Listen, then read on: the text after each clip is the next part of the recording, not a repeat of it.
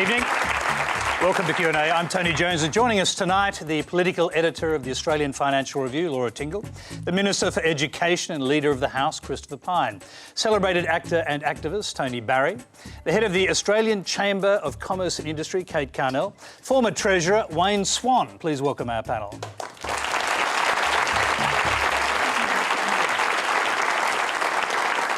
Thank you. And Q&A is simulcast on ABC News 24 and News Radio and overseas on Australia Plus. And you can join the Twitter conversation by using the Quanda hashtag. If you've got a live question, add @Quanda to help us find it. We asked our Facebook followers what they'd like to see discussed on Q&A tonight. They nominated climate change, the response to terror and tax evasion. Well, our first question comes from Ursula Hogben. A recent analysis of 16,000 ASX-listed companies says nearly a third face financial catastrophe due to the slowdown in China and the recent looming end of the mining investment boom. How is our economy placed to deal with another crisis? And what would this government do differently from the Labor government that it criticises? Christopher Pyne. Well, I don't think we are facing an economic crisis. I think there are always the slings and arrows of outrageous fortune in economies throughout the world, and different governments deal with them as they appear. The current government's plan is to put Australia in a strong economic position by reducing debt, delivering surplus budgets down the track, reorienting the tax system. So we've abolished things like the mining tax, which we regard as a present and future brake on economic investment and growth, abolishing the carbon tax, which was a handbrake on the economy and particularly disadvantaged our export-oriented industries. So what we're trying to do is reduce the tax burden, reduce the debt, deliver surplus budgets, economically put the budget in a strong position to deal with future shocks as they may occur. But while there are obviously weak spots in the world economy, there are also strong aspects, and the United States is doing a lot better today than it was several years ago, and I think that is a strong positive for Australia. And China, in spite of what some commentators are saying about China, it is still anticipating to have a 7% plus growth, and they want to maintain their growth, of course, because they have a 1.3 billion person population, and high growth, a growing economy, maintains social stability. So I don't think it's all doom and gloom. In terms of what we would do differently, we supported the first package of measures that Wayne Swan introduced when he was the Treasurer. We didn't support the second, and I think we might have spent the money differently. And I think some of the money was misspent on things like the Pink Bats program and the Building the Education Revolution. But there are arguments we can have around the edges. In general, that's what we would do. $48.5 billion. That's the deficit Joe Hockey announced just on Friday. Was that due to, or how much of that was due to falling revenue as a result of the end of the mining boom? Well, there was a revenue element in that. There was also an element of the new government coming to power and doing things like putting the Reserve Bank on a stronger footing, where Labor had taken, for want of a better description, dividends from the Reserve Bank. We tried to reorient them so they could deal strongly with changes to the economy over the coming years. It's true, though, that Labor delivered 6 deficit budgets in a row, having sure, but can you put a figure of how many billion dollars? $240 billion. No, how many billion dollars deficits? The falling revenue from the mining boom? No, I haven't got that information at my fingertips, Tony, but I can tell you that the previous government delivered $240 billion of deficits. And that, of course, has had a big impact on the flexibility that the government has, because we're paying $1.2 billion a month in interest repayments alone.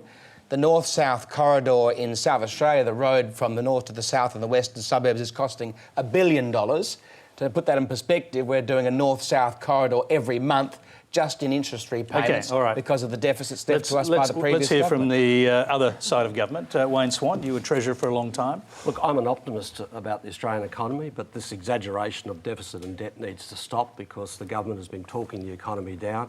Yes, we do need to bring the budget back to surplus, but in terms of our economic prospects, I think they're weaker now than they were 6 months ago, because there has been too much negative talk about the economy. We've got a difficult transition going on in the economy between mining sources of growth and sources of growth outside of mining, and that means we do need to stimulate demand somewhat. That's why the government's not even coming back to surplus on a timeline that they had talked about earlier. So the most important thing to remember here is the fundamentals for Australia are good. We came through the global financial crisis in better shape than just about any other developed economy. Our economy is 15% larger than it was at the end of 2007, and there is not a developed economy anywhere in the world that can claim that record. But that doesn't mean to say that there aren't challenges, and the best thing that has happened in recent times is the dollar has finally come off. The dollar has been sitting on our economy, weighing down our economy for the last couple of years and causing the revenue problem, which is causing the deficit and debt. Most of the money that you asked Christopher about is reduced revenue. It's not some spending spree that Labor went on, and it's certainly not a spending spree that this government went on. Let's just get these figures on the table before we go on. 4 months after your last budget, not long before the election, your government announced the deficit had blown out from $18 to $30 billion, now blown out to $48 billion. That's right. What happened, actually? Predominantly revenue write-downs, but as Christopher said, there was some additional spending when they came to government. It would have been absolutely the wrong thing to do, either by us or by the current government, to come in and really slash spending at a time when the international outlook was volatile. So there comes a time where you take those revenue write-downs, you continue to spend because you keep people in jobs. When growth returns, then you bring the budget back to surplus. So we've had a weak spot in revenue. The big debate in the Australian economy is what percentage of the current revenue write-downs are structural and what percentage are cyclical. And we don't know the answer to that, but the problem with deficit in Australia at the moment is a revenue problem, not a spending problem. We'll actually just go to our next question before we bring in the rest of the panellists, from Daniel DeVos. Both major parties seem to see a budget surplus as a sign of fiscal responsibility, often without taking much into account in terms of the prevailing economic conditions. With unemployment and underemployment trending up, and now 5 unemployed people for every job vacancy in Australia, real wages growth negative. Shouldn't now be the time for the government to spend rather than cut back? Rather than using the economy to try and balance the budget, shouldn't it be using the budget to try and balance the economy? Let's hear from our other panellists first. Kate Carnell. Look, I have to say we wouldn't agree with that approach at all. If the Treasury figures suggest that if the government doesn't do something about its spending, we're going to end up with a $667 billion deficit in 10 years' time. Now, if Australia went down that path, the problem that we would have is that we simply couldn't manage any hiccup in the economy globally. It's true that today we don't have a crisis, but unless we start to deal with that sort of budget deficit, then when there is that inevitable little hiccups you see around the world, sometimes those hiccups are very big. Something happens in China, something happens in the US, something happens in Europe. We simply won't be able to manage it in Australia. I think Ursula made some good points earlier when she talked about the challenges that business are facing right now. Our surveys at the Australian Chamber of Commerce and Industry show that business is still doing it pretty tough. Can I just ask, what did you make of the figures that Ursula's question contained? 16,000 ASX-listed countries, nearly a third of those companies at risk of financial catastrophe. Well, I'd like to hope that it's not catastrophe, but we do know that the figures show quite clearly that business, a very large percentage of business hasn't got their profit on the rise again since the global financial crisis. It's that simple. Although, on a positive note, over the last quarter, we've seen sales start to go up a bit, which is a real positive, but still that hasn't reflected in profit.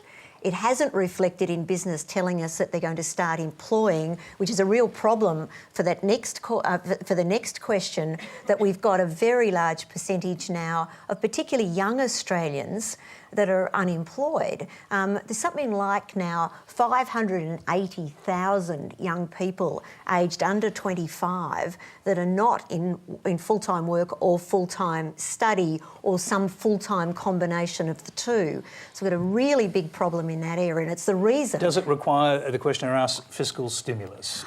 Look, that would be the worst thing from our perspective. The last thing we want is for the budget deficit to go up. That is absurd. That is absolutely reckless. I can't believe you're saying that. Okay. Your organisation has never said that like that before. I'm shocked by what you just said. Well, I think our organisation has said often that what we need is the budget balancing, and the reason for that is that gives business confidence, and business doesn't employ But not on a rigid unless it's timetable confident. like that. Surely. But you certainly don't support Keynesian economics, Wayne, surely. I absolutely do. So you're a Keynesian, you want to spend and prime the economy. We believe that the approach, I'd have to say, the approach the government's That's taken... not what Keynes is on about, but anyway. The approach the government's taken to get the budget back in balance in 4 years is not something that's really quick. I'm just going to, I'll just let you make a quick response to that. I want to hear from the other panellists. It would be reckless to be savagely cutting the budget right now in light of the figures that were just mentioned before. What we need to do is support our economy when demand is weak, We're not when demand savagely returns. cutting the budget now. That savagely cut the budget. Well, She's just saying that she doesn't think that Daniel DeVos's plan for pump priming the economy is a good one. What we're suggesting You're is the pump priming the economy at the moment by running a deficit. But I think what Daniel wants us to do is run a much bigger deficit. A much bigger deficit. Okay, all right. So I'm going to just put everyone on pause for a minute so I can actually... He's nodding. He's nodding. We've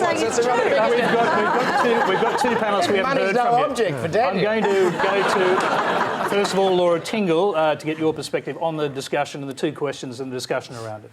Well, I think the really interesting thing here is that if you look at what the new government did in its first budget, was it suddenly discovered that, actually the economy is actually quite weak, and all that stuff about getting back to surplus, we can't actually do it as fast as we thought we could. We're going to actually have to go really softly in the next couple of years. Now, whatever the sins of both sides of politics, it essentially means that both sides have got the same dilemma. I remember Wayne Swan's first budget. Before the global financial crisis, he was criticised because the government then was saying, well, things are looking a bit edgy. We might not be able to get in there and cut as much as we wanted to. People were cynical about that. There was the GFC. This debate we have about debt and deficits seems to go on in this bubble, which doesn't take into account what's happening in the rest of the world. The fact that the rest of the world has been through this major economic trauma. And it also doesn't seem to add up the fact that if you do try to protect the economy from a downturn, which any politician is going to do if there's a crisis. If there's a crisis, politicians will want to try to protect people, whether it's a national security crisis or an economic crisis. If they go in and do that, the cost is that you're going to run up some debt. You try to get rid of the debt over a cycle. We've had a very, very sluggish cycle, and it's just very difficult for both sides to do it. But if you listen to what both sides are saying, they're essentially now, believe it or not, arguing the same point of view about where the role of government policy fits. Let's hear. I want to hear from. I want to hear from Tony Barry on this now. You're listening to this discussion. Wayne started mugging Kate, so I felt like I should come in and help. I can look after myself. It all sounded very reasonable when I was listening to all you guys, and I thought, how would Ben Chifley handle a situation like this? To go back a way, most of this audience are probably too young to remember him, but with the muffled drums of war in the distance, a war is not a way of dealing with a deficit or a downturn in the economy. And I'm concerned that if we've put all our eggs in one basket, as we seem to have with the mining, I don't want to see Australians, particularly young Australians, stumbling around with half-empty casks trying to dodge the big holes in the ground where they've dug up everything of value and sold it to someone else. I think we should be investing in education and in our younger people today. And I agree with Daniel. I think that's a way of stimulating the economy. I just think that people are tired of the rhetoric. They're looking for something positive to come out of the conversation, and rather than sniping. Let's go to our next question, because it does actually take a longer-term view of the economy. The next question comes from Richard Holback. Oh, that is me. Yes, it is. My question is, so Australia's economy has been based in the past on exporting like food, wool and minerals for other countries then to use their intelligence to make use of those resources. So when will the Australian economy be based on the intelligence of its citizens? So we don't. So we've got it in. You know what to do with their own resources here, not have to leave it up to other countries, like being Australia, the lucky country, like we've got it here. Let's start with Laura. Well, it was interesting when the then government floated the dollar in 1983. There was this great sort of excitement that this would be the start of a transformation, that we would actually start to see value-added products, that we would start to use our own minerals to make things and all those sorts of things.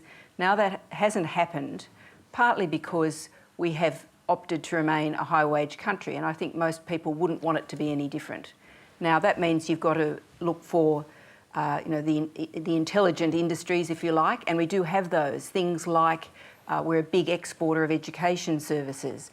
But we're now seeing this transition partly driven in the last few years by the Australian dollar being so high, where we've moved straight beyond manufacturing, and the new government is saying, well, the future lies in services. Now, I think that's a debate which we still haven't really had very much of. We haven't really discussed whether we're prepared to get rid of manufacturing, which is the sort of thing that you're talking about. Yes. This was more in terms of like really in education, like investing into the skills of Australian citizens. Kate Carnell. Look, there's no doubt that skills absolutely are fundamental for business to grow, to invest, to employ and to export. And I think some of the changes that are being made at the moment to ensure that the skills that we're training people with are the ones that business needs to be able to produce the products and the services to export to other countries. I mean, that's the way we can employ. There's not much point in training people with skills that won't mean they're going to get a job. And I think we've had a bit of a disconnect in Australia, lots of training that don't necessarily fill the needs of business, and that's a tragedy if that happens.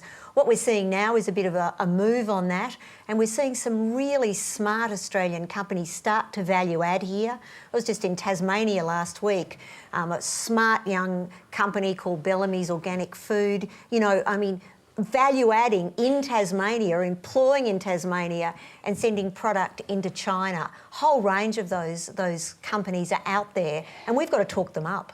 Tony, this is what you were talking about to some degree before we moved on to that question. Are you hearing what you're hoping to hear? Well, I'd like to think that we're focusing on successive generations. I mean, correct me if I'm wrong, Christopher, and I know you will, that if the education that's been set up for, no, of course, the education that, the model that we're involved in at the moment, the education model, is not preparing young people for the jobs that may be available in 20 years' time, because we don't know what they are. Yep. And a lot of the jobs that are available now,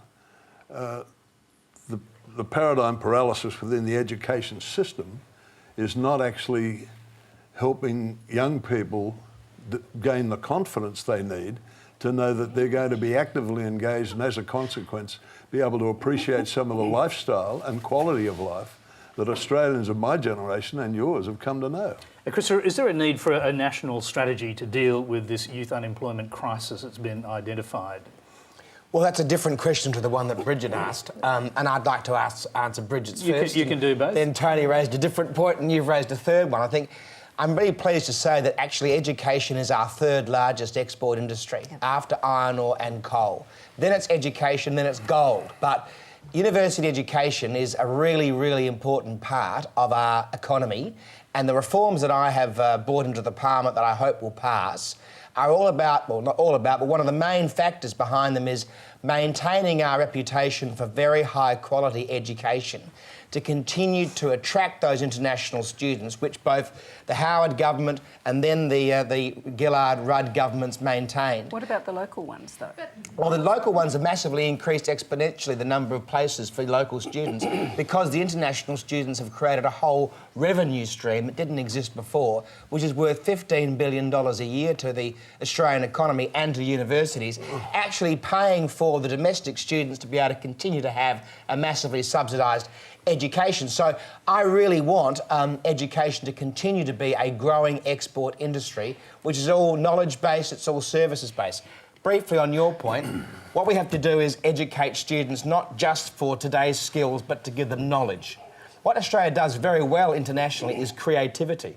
So when I was in Shanghai a couple of weeks ago, talking to the Chinese about their learning, which produces great results in mathematics and literacy, etc., they were actually talking to us about what we do in Australia that makes us so creative and gives us, our students, the opportunity to actually move from job to job relatively easily. But do you consider education is a basic human right, or is it a commodity? No, it's a human right. Okay, can I just I'm just going to interrupt that part of the debate because that's anticipating a series of questions we have coming later. I'm actually going to move on to a question about economic reform, and we'll come back to that. The question comes from Ted Jontek. You can obviously add to this in later discussion. Ted Jontek. So, Wayne Swan, you're quoted in Paul Kelly's recently published book that economic reform these days is achieving economic reform is a lot more difficult. The life of the change of political life is driven very much by technology and media. That political journalism is largely broken down, and we have a generation of journalists that really failed and really weren't mentored properly. I wonder if you and the panel can comment. Okay, well, I think what I talk about is the power of vested interests and how the way in which that has been wielded in recent times is a recipe for permanent reform failure. If you go through what occurred with carbon pricing, the most fundamental structural reform we needed for the future of our economy, it was basically opposed by powerful vested interests. Ditto with resource rent taxation, absolutely critical to pay for the education for the next generation of young Australians and many other things. Just to go back to what Christopher said and the question that was asked, the fact is that education is really the platform on which we take advantage of the Asian century. And 2 years ago, we put in place an Asian century white paper. The central recommendation of that was for Australia to massively invest in Asia capability, but also to dramatically lift our standard of education. And the key to that were the Gonski reforms for schooling and, of course, further reforms in tertiary education. The fact is that what the current government is doing is a form of intergenerational warfare against young Australians. What is going on in the tertiary education system with $100,000 degrees in prospect for very basic occupations, the failure to lift the standards through the Gonski reforms in primary and secondary school, that is going to mean that we will not maximise the opportunities that will come from the Asian century and will not continue to grow and will not replace what has occurred with manufacturing industry. And I'm very, very angry about the fact that we're going to miss this opportunity precisely at the time that Asia is growing, hundreds of millions of people moving into the middle class, all demanding new services, whether it's value-added products in agriculture, whether it's education, whether it's high technology. We can only win that by winning the education battle, and we're losing it massively at the moment. Wait, can I just a quick follow-up question? Yes, I will. Quick follow-up question. If the mining tax that you just cited was so important to pay for all of this, why did you invent a tax that didn't raise any money? Well, let's just go through that. I'm really pleased you asked that question because essentially by the time the tax came in, prices had taken a huge dive. And the fact is, as we go forward, mining exports are going to go through the roof and prices will rise again. And we would be raising money through the MRRT when that occurs at some stage in the future. But that's a hope, isn't it? I mean, how can you base funding for education on a hope that something might happen? We didn't base our funding on education solely on the mining tax. The fact is, I said before, we've got a revenue problem, not a spending problem. If we're going to be able to invest in education and health, we've got to have adequate revenues. The fact is, we don't have adequate revenues at the moment. There's a structural and cyclical problem in terms of company tax. That has got to be dealt with if we want to provide the services that enable us to win in the Asian century. But Wayne, it wasn't the upshot of the mining tax when you finally got it through was one that you ended up letting the vested interests design the tax. I mean, No, that's... I don't accept that at all. Well, Laura, and I they're go in the through that in cabinet great. room. I go right through that in my book. We have a design which would have produced a revenue stream. Yeah, my book. Read it all in the good fight. There'll be a lot of those 65. plugs throughout the rest of the show. The mining industry has rewritten the history of this, as have others. At least in my book, I've put down my history, and we need a resource rent tax, as we need a carbon price if this country is going to prosper in the 21st century. Kate Carnell. Look, one of the great dilemmas of what you just said, Wayne, is assuming that what we were doing in education was actually the right thing for the next century. Sure. And what we were doing is producing a range of graduates that weren't necessarily aligned to what business needed to be able to become part of that next century or those next jobs for the future. Australia was bottom, and is still bottom, of the OECD countries in terms of partnerships between universities and business to actually deliver the people from our university sector that fill those jobs of the future. Surely you've got to have those partnerships in place, and we haven't done it very well up until now. Kate, the question, just to go back to the question, he's got his hand up actually, we'll go back to our question. Ted, John. Yeah, so Tony, the part I wanted the panel to focus on was that your quote about the political life and being driven by the technological change in media and the fact that political journalism is now largely broken. That was the part that I actually would prefer you to focus on, if you wouldn't mind. Still a politician. It's a very long question. I'm happy to go on for hours on that. Well, just a brief, let's say 30 seconds on that so we can hear the other panellists. Well, I think the media cycle is so fast. It really is running journalists ragged. We don't get the sort of scrutiny we need. That's the kind interpretation of what's going on in terms of the structural change. But frankly, a large part of the media in Australia is barracking for one side of politics. And that's a huge problem in terms of our future political debate. And people with very deep pockets are getting their message across, and people from our side of the tracks are not getting their message across because a lot of the media doesn't want to deliver it. Tony Barrett, does that sound true to you? Well, I'm just concerned that both Wayne and Christopher are talking about education and the Asian century and the market for education over there. What about the people who are here, our own Australians? And I mean, I'm concerned that educated Australians will be working for tips like they are in America with BAs, and they've been to university, but there are no jobs around. Now, surely we need to be looking at the jobs first rather than the education. I think that's the point. And what jobs are we creating? And I think there's a paradigm paralysis, like I said earlier. I think there's an old saying that if you continue to do the same thing over and over again and expect a different result, that's a definition of insanity. Sure. And I think when we are driven by the abacus and not by the morals and values of the community, then it becomes an economic exercise. And I think we need to get back to the humanity and just start to look at how the lifestyle and quality of life is impacted upon Australians today when they're looking down the barrel of no education and no work. Laura Tingle, and we can also pick up on the point that Wayne Swan was making about the political class of journalists not being mentored properly and not being able to do proper analysis.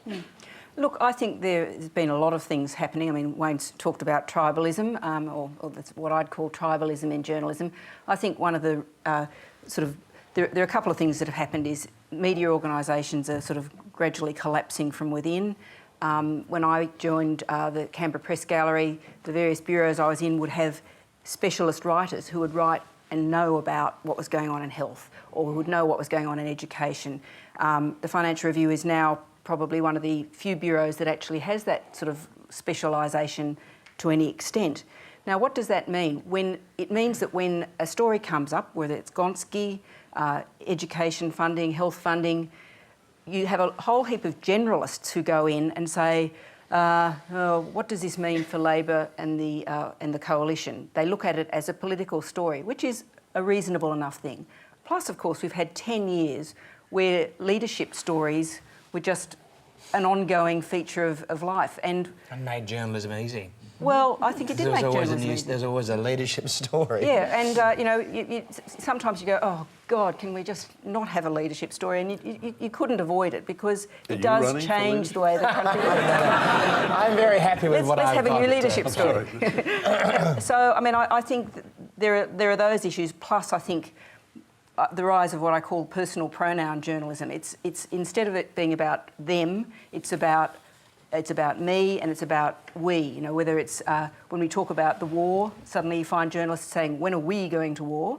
And the personal pronoun as rising with the blog, I think it has changed the way journalists interact with politics and the way they see themselves. Christopher Pyne, and can I bring you back to the first part of the question, which is about reform? I was going to answer the question about journalism, but that's okay. You can briefly if you wish, and I'll come back to you. Yes, go ahead. I think Laura's made a lot of very good points about the press gallery, and I think as the Education Minister, and I was the shadow for 5 years, so for 6 years I've been deeply involved in education policy, schools and universities from both sides of the fence, and there are very, very few specialists in the gallery today who actually talk about education policy. I won't name them because it would embarrass them, but 6 years ago there were actually quite a lot of journalists in the gallery who were education specialists. They might have also been a health specialist or social security, but they were education specialists. And one of the, I think, the problems, I think Wayne hit upon it as well, it actually takes accountability away from government a bit, and opposition's a bit too, if you can get away with skating over policy because the questions are not going deeply to what either governments, Labor, Liberal, or are trying to do. But we also see then what the media do is report politics as a football game, who's up, who's down, who's got the ball, who's kicked the last goal, rather than policy that's trying to improve the lives of all Australians. So I do think this is a problem in our polity. I don't think social media or blogs have replaced it because I think it's very opinionated. And I would like to see more specialists in the gallery again because I think it holds both sides to account. But Christopher, if I may, don't you think that the press gallery follow the bouncing ball in politics and they watch the way you guys play the game and they report it?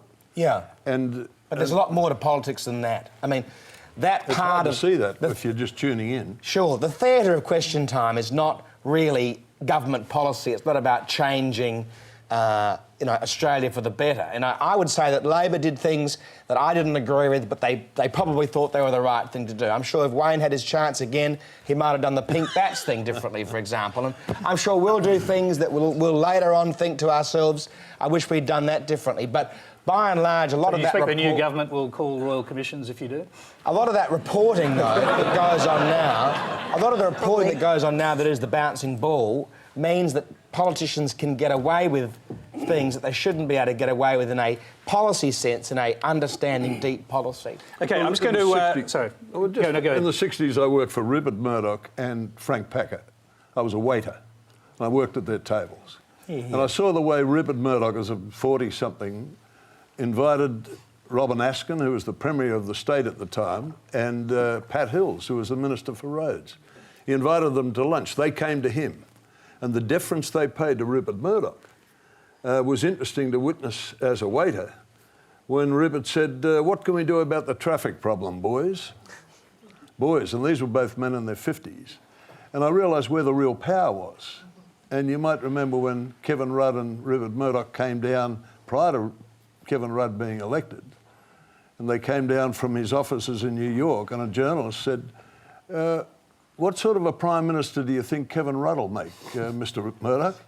And he said, I think he'll make an excellent Prime Minister. He was wrong about that. And they both said, well, it's always a matter of opinion. Didn't turn out so well, I don't think, that one. Well, he did his best. All right, as you will. As I said, we've actually got a series of questions on education, but before we leave the topic of reform, it's time for a whimsical look at the economic reform debate. Our next question is a video. It's from Terence Houghton in Andalusia in Spain. Wow. Here in the small and remote village of Marinaleda in southern Spain, the locals have constructed a socialist utopia as an antidote against the severe economic measures, the austerity measures being implemented in Spain. Now, given that Wayne Swan has made some noises about the poor rebelling against the rich in Australia in a French-style rebellion, what are the chances of Australians implementing something like this? And would it be a good thing if they were to do so? Wayne Swan. Well, there was a month or two ago, I was in New York, and I was walking down a place called the High Line, which is a railway in central New York. And there was this big building which had this big sign on it, just in the middle of nowhere. It was about 5 stories, and it said, "The French aristocracy didn't see it coming either." And does that reflect your view, or is that just an anecdote? No, it doesn't, but it reflects the fact that globally there is a very important debate about how capitalism is not working very well, that you're getting increasing concentrations of wealth at the top. That's acting as a handbrake on growth. It's not good for the capitalist economy to have great concentrations at the top. And this is one of the factors that's slowing growth. But it is also causing, I think, a lot of social problems and social unrest in many parts of the world. So there's a real discussion that ought to go on in this country and other countries about how fairly we share the benefits of growth. In Australia, we've done it really well. And we've got to continue to do it well. I've got a disagreement with Christopher about some of the policies they're putting in place that won't do that. But we have done better than any other country in the world in the past century about being a truly middle-class society. You can't say that about the United States. Can I just say, and you can't say it about Spain. Can I just ask you the obvious question, since you've talked about the disparity in wealth, there's so much wealth concentrated at the top. Are you suggesting that you work out some way of redistributing the wealth at the top through taxation? Oh, certainly progressive taxation policies are a critical part of solving this problem. The IMF put out a report a couple of months ago about this problem of base erosion, multinationals not paying their tax in countries where the money is earned. And the countries that are losing the most aren't countries like Australia, it's developing countries like Indonesia, who then don't have the capacity to actually invest the money they should be getting from those corporates in education and infrastructure. This is a big issue in the global economy, debated everywhere else in the world, but not really on the agenda here. Kate Carnell, do you agree? I mean, multinationals paying a tiny percentage of what they earn in Australia as tax, while other companies, your Australian companies, have to pay full company tax. Look, it's absolutely true that big multinational companies will pay tax in the country that is most advantageous for them to do like so. Like the Bahamas, for example. It's you know, if it's the law, their job is to operate in the best interests of their shareholders. But that's what we're talking about, isn't it? Letterbox affiliates in Netherlands funneling money to the Bahamas where they have either no tax or very low tax. Look, there is certainly multinationals that do that, but it's a tiny little bit of the taxes Australians get. Well, Wayne Swan's shaking his head there. Well, one of the things we've got to, and Wayne definitely not. And Wayne would know that Australians pay. I think Australia is the second in the world in terms of the ratio of corporate tax to GDP. The second highest in the world. Australia pays a lot of corporate tax. Could you fix a budget deficit by taxing multinationals at what they should pay, for example? It would help. I mean, our corporate rate's 30 cents. Mining companies in Australia pay an effective rate of 15 cents. Think about that. So when people are comparing the 30-cent rate here, they're not actually comparing what many people are actually paying. But what they're actually paying is what the law says they have to pay, and it's about things like research and development, about restructures, about a range of things. Sounds like Wayne Swan wants to change those laws, Kate. Or it might be about transfer pricing, or it might be about a whole series of other practices which are legal but not ethical. OK, can I just throw this across to Laura Tingle? Financial Review has done quite a bit of work on this topic. We have, and it is an issue right around the world. It's not something that's just happening here. I was up in Cairns for the G20, and BEPS, base erosion and profit shifting, is an agenda that was underway with when Wayne was Treasurer, and it's still going. Everybody has got this problem. It isn't a tiny bit of money. There are massive amounts of money. The tech companies, Google and Apple, are often mentioned, but it's not just them. And what the G20 is now trying to do is to say, well, look, you have to pay where you earn. Now, that sounds like a really straightforward idea, but trying to implement it is really difficult because, as Kate says, it's quite legal to do these things. It's not illegal to have a company in Ireland where the tax rate is only 10% or whatever it is, you know. So it is a huge problem for all developed economies and even for the developing economies who've got an even bigger dilemma because they're much more interested in getting very competitive tax rates to attract business. So they've got a bit of a moral dilemma there about what they do about it. Yep. Christopher Pyne, is this heavily on your government's agenda to try and work out a way of getting back the revenue from multinationals, of changing laws here and internationally to make that happen? Well, it is, and as the chairman of the chair of the G20 this year, Tony Abbott's made it perfectly clear that we have that very much on the agenda. Joe Hockey in the G20 finance ministers last week in Cairns, week before last in Cairns, talked about that very much as number one on the agenda, and I think most countries around the world, most developed countries believe that is where we should be headed. Of course, talking is cheap, and the Australians have a higher motivation for bringing this about than some other countries who are doing quite well out of the fact that these rules are a bit loose. To answer some of the question from our friend from Andalusia, I don't believe in a socialist utopia. I do believe in a progressive tax system, and I think the difference between Labor and Liberal in lots of respects is that I believe that individuals and families make better decisions about how to spend their money than governments do. So we believe in the Liberal Party in lower tax, less government, less regulation.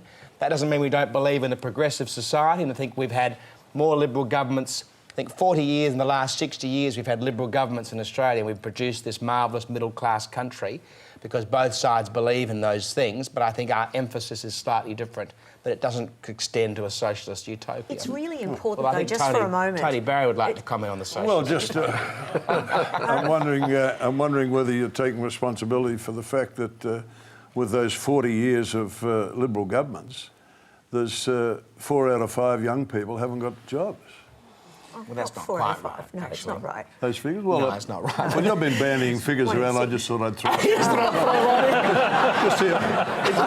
Just throw one in, but that's not it is up to 25% and 30% in some parts of the country. Maybe So I was it's getting a ahead of very myself. serious... Which actually it's a question you didn't answer before that I raised with you. Should it be a crisis agenda to try and fix this? Well, there isn't a crisis. There is certainly an emphasis from the coalition on young people either learning or earning. So when they leave school, and happily more people are finishing year 12, which gives them a better chance of getting a job. More people are going on to higher education than ever before, so they have better chances of getting a job. OK, I'm going to pause you there because you'll get a chance to talk more about that subject in a moment. Let's go to the question from Mary Wren. Yes, this is a question for Christopher Pyne. We've been talking a bit about the importance of a fair, equal society, and my belief is that a well-funded public education system is crucial for that. So, do you accept that the link between social disadvantage and poor student performance is much stronger in Australia than in any other OECD country? And if you accept this link, why is your government refusing to keep its promise in relation to the Gonski funding model? Yeah, well, I don't accept the link because it isn't true. The OECD PISA results released last December, which confirmed the ones of 4 years previously, showed that in Australia, the number one issue in terms of the outcomes for students is teacher quality. In fact, they said 8 out of 10 reasons why a student does well in Australia or badly is the classroom to which they are allocated. In other words, the teacher to whom they are allocated. 1 out of 10 reasons was socio-economic status background, and 1 out of 10 were all other reasons put together. And the OECD PISA results showed that Australia was a high equity country, not a low equity country. So I simply don't accept that suggestion because it isn't true. In terms of funding a public education system appropriately is a high priority, and we are putting more money into school education and university education than ever before over the next 4 years, and it is rising every year over the next 4 years, exactly as we promised it would. Christopher, but there are other priorities. Christopher, I'm going to just let you come back to some of these issues. I want to hear from other panellists. So, Wayne Swan. Because I was doing Well, Christopher hasn't kept his commitments Hates on it. Gonski all along. I want to make sure I didn't finish my statement. Well, It's not true. I'm just running a clock over Never you. mind. Well, let's just be very clear. Christopher has not kept his promises on Gonski, and that is a tragedy for this country. Our standards have been coming down. We had a very big debate. We commissioned the report. It's very clear that teacher quality is a very important part of it, but so is social disadvantage. And we desperately need those Gonski reforms. They're the key to the job creation in this country this century, the job creation that Tony was talking about before. That will lift our capacity to leverage the growth in Asia and to produce the products that they're demanding. And it's just not happening.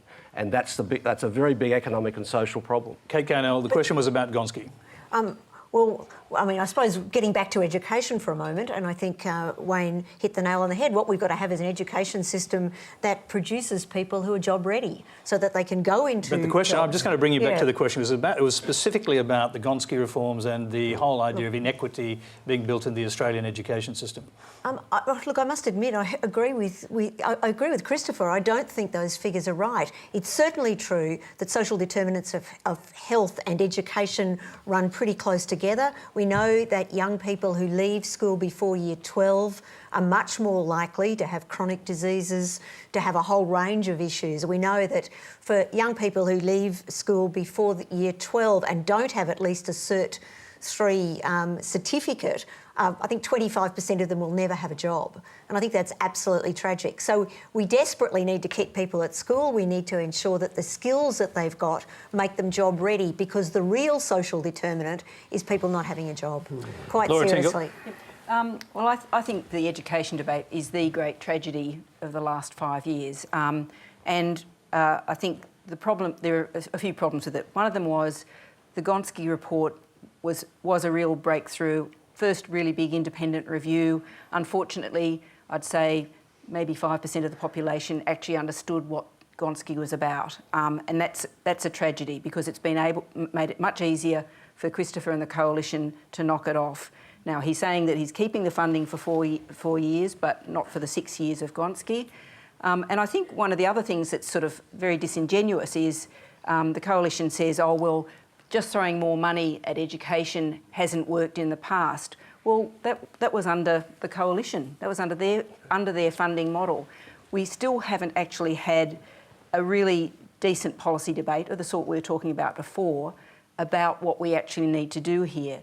And I suspect that what's happening, if you look at what's happening with the education funding agreements, health funding agreements with the states, partnership agreements with the states, we know that the Coalition wants to rewrite the rules of the Federation, and you've got to presume that there's going to be a shift in responsibilities here.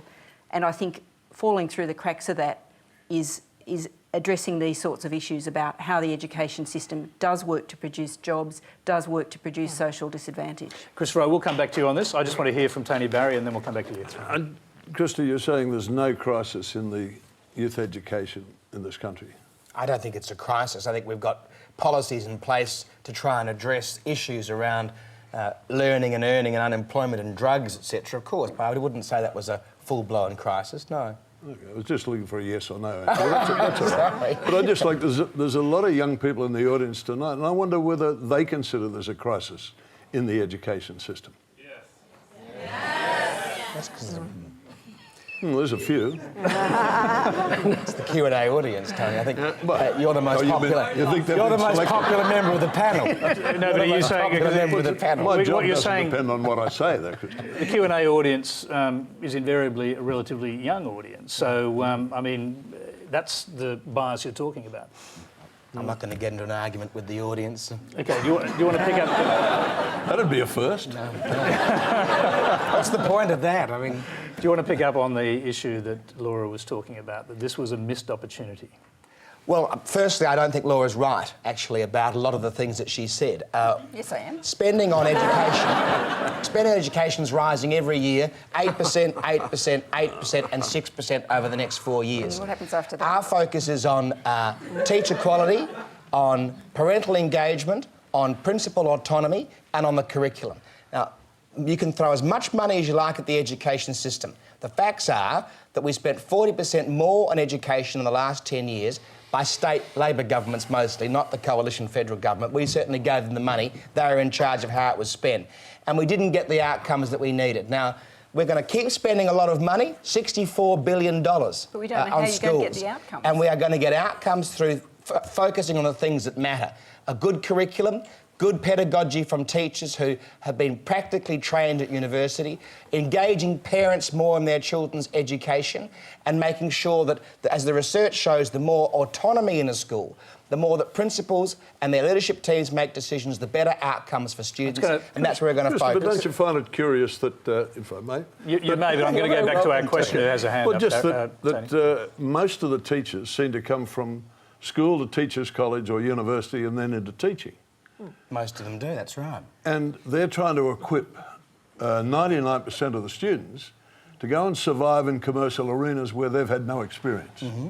And so one of the things that I want to do, because I agree with you, is make it easier for more flexible pathways into teaching than just going to teachers' college. So people have actually had life experience? Well, people who've done, say, engineering or science or maths or economics or languages, making it easy for them, or life experience, making it easy for them to get a grad dip of some kind and then become teachers. And at the moment, that is very, very hard to do. Well, I've got a certificate for working with people, groups, and I worked for 11 years in Long Bay Jail, running programs in there. Good on you. There's a lot of education needed in there because the majority of those guys in there have literacy problems. Absolutely. And they've been incubated in the boys' homes, most of them, with drug and alcohol problems as a result of the abuse, to go nowhere else but the jail system. Well, I would strongly support you getting a grad dip in teaching and becoming a teacher. I think it'd be a great thing for you to do. But I am. But I prefer to do it in a different forum. It's quite good to make a job application directly with the minister. We're just going to quickly go back to our questioner who has a hand up. Yes, I'd like to challenge the comment that Christopher Pyne made, saying that there wasn't a crisis in public education. I'm a teacher in a state high school. Every day, I see the struggles that happen in our school and in other schools trying to fund programs that we believe are important for our students. I see students making choices about which electives they take because they can or cannot afford the elective fees. My Year 12 students this year, because of the huge rise in tertiary education fees, are making different choices now. They come from families where to take on a HECS debt of that size is something that the family and the student do not feel comfortable about. Okay, Carnell, briefly.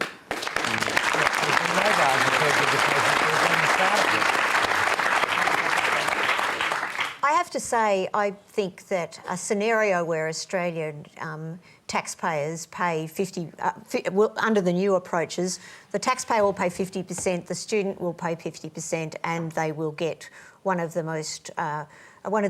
most generous loan schemes in the world. I'd have to say, Christopher, we'd like you to change the interest rates just a little and maybe some cut-off points a little. That's one. But if you did that... You mean cut-off points for how expensive a degree can be? No. Basic degree. What do you think about the fact that, you know, in WA you have some basic degrees that are going to blow up to $40,000? Teaching, for example. Look, absolutely. Quite seriously, the taxpayer's paying 50%, the person involved's paying 50%, and you've got a loan scheme that is very generous. We've got a little bit of an issue on when you start paying it back for people on, like nurses and teachers who might do it earlier. But the fact is, there's an awful lot of Australians that don't go to uni and they're paying taxes, and they're putting those taxes into people that do go to uni. Is 50-50 reasonable as long as the loan scheme is fair for people on lower incomes? We've got to move on, but I'm just going to give Wayne Swan a chance to reply to that. Look, I just think that's nonsense. This is going to make it very unattractive for anyone from a modest background to take on teaching or nursing. It's going to be around 50 grand. They're only earning those sorts of salaries in those professions or a little bit more. It's going to push a whole generation of people who aspire to a higher education out of the market. It's a recipe for rank inequality. Won't it also give... 30 seconds. Well, 30 seconds. Wayne's point is complete bunkum. The Hawke-Keating government reintroduced the higher education contribution scheme. The number of students going to university has exponentially increased since fees were introduced. Exponentially increased. In England and Scotland, where Scotland apparently has free education, England has fees. The number of low SES people going to university has increased in England and has dropped in Scotland. So it's not a question of the fees, it's a question of the outcomes that are Available at the end of those degrees. Since you're citing international examples, why is it the most advanced economy in Europe, Germany, has just announced universities with free tuition? Well, good luck to them. That's a great decision for them to make. But let me say to you about this. US, the UK, Australia, the Anglosphere countries are the 3 countries most represented in the top 200 universities in the world. They all have schemes that are around fees. We have the most generous loans program in the world, and that's why our rate of young people going to uni from low SES backgrounds is one of the highest in the world. We don't want to change that. We want to give 80,000 more students more opportunity to go to university. If it's so good, why did you tell people before the election? Would you say that Gough Whitlam... Why didn't you tell them about the carbon tax before the election? We did. No, boys, please. We did. So you're not putting those two misleading promises or lack of promises on the same level, eh? We didn't actually release a higher education policy, so I don't know what Wayne's talking about. Okay, all right. Did you get your higher education through Gough Whitlam? Would you agree with that? I paid for the last couple of years, but that's fine. I was happy to pay, as was Chris Bowen. I mean, the truth is we have the most generous system in the world. You got access to it. And the fact that Gough Whitlam had the vision to open up... No, it was a disaster. It was a disaster. The Whitlamite free education model meant that the poorest people in Australia paid for middle-class and high-income Australians to go to university who would have gone otherwise, and the rate of low SES people going to university did not change at all because of free education. That is a Whitlamite myth. But the people who earn the least money in this country are always the ones that are tapped. For whatever it's for. We have more low-SES students going to university now than ever before, and we've had All right, we're almost out of time. We've got one last question that we do want to get to, and that question comes from... conversation up here. We've got to let other people ask a question. Jack Clifton.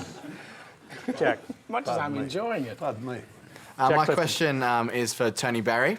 As someone who has a physical disability, do you still find a stigma attached to Australian society for other people that are living with a disability? Yes. Yes, I do. I think that it's only since I lost my leg, it was 16 months ago, that I got to witness an aspect of the Australian character that I think has been created in part by the fear that's generated around being able to maintain their own economy in their home and for themselves, and they find it very hard to be compassionate. And that was something that I really enjoyed about the Australian character, that we were a compassionate nation. And I think that seems to be taking a back seat to the economy. We're led more by the abacus than we are morality or compassion or caring. And I just had an incident where people take advantage of it. I was coming through the security yesterday, and there was a guy there, had a head on him like a robber's dog, and he said, put your crutches in there. I said, yeah, sure, put the crutches in. They went through. He said, no, I'm not going to pat you down here, I'm taking you into a room. And I said, hang on a minute, you're not taking me into a room, I've never met you, I haven't been introduced, and you're going to fondle me out of sight of other people, not on your Nelly. I said, you do it here. I've been in another situation there where I was told to get in there and put my hands up. I mean, these are security people. They've got the IQ of a fence post, a lot of them, and they're being given jobs of power where they can manhandle people. Anyway, I threw my hands in the air and said, don't shoot, don't shoot. Suddenly this woman went from a woman in a uniform to someone who was nonplussed by the fact that her power in that uniform wasn't being respected. I think we as Australians need to challenge this furphy that's being put about with the need for security. I mean, Christopher came here with 107 security agents here tonight. I don't know. You don't look all that threatening to me. It's the staff they're worried about. No, seriously, are you maintaining that you believe something has changed in the Australian character that you've only noticed since you lost your leg? Is that what you're saying? Well, I've had first-hand experience of it, and I think it's the first opportunity to experience having a disability in your life. Yeah. Yeah. So yeah. Well, apart from that, I've been an actor for 40 odd years. But yeah, the disability of being in a situation where you can't get around under your own steam. You need crutches or a wheelchair or someone on the back of it. And throughout our society, I blame a lot of the writers in film and television. I mean, I've done a lot of padding between the dog food commercials in television over the years. But in television, we should be writing in people with disability, not because they've got a disability, but because they're a human being, they're a character, and they just happen to have a disability. And if we started looking at people with disability that way, we'd regather some of that compassion, I believe. And I'm sorry, yes, you can. If very brief comment, got to go. Very brief comment. The ABC's about to do a week on mental health. Indeed. The other issue in society that's got significant stigma is mental health, and it's the week that the ABC is going to take is a good time for all of us to get, to reduce the stigma around mental health, which is, I think similar to disability. We're about to talk about next week's program, which is to do with that. That's all we have time for tonight. Please thank our panel: Laura Tingle, Christopher Pyne, Tony Barry, Kate Carnell, and Wayne Swan. Now you can applaud.